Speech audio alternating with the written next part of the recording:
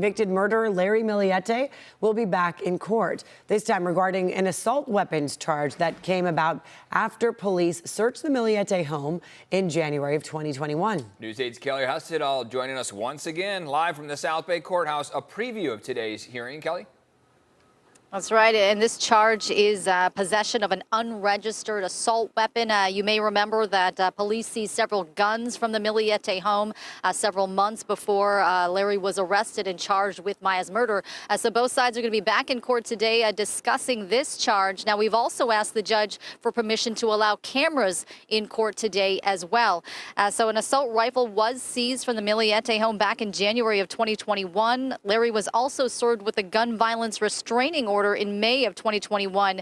Now, we know police actually found a stash of several weapons in the home, more than a dozen, but this didn't come out at trial, so the jury never heard about this because the defense argued to exclude it, basically saying it's not relevant to the murder case.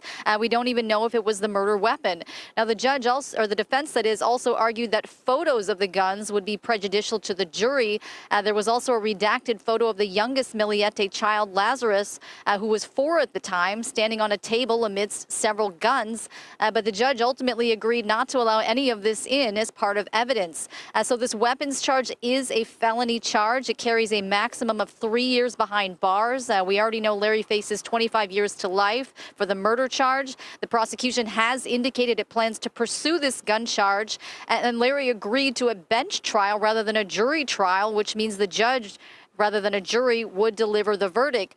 So it's certainly possible if a trial does go forward, that could push back sentencing.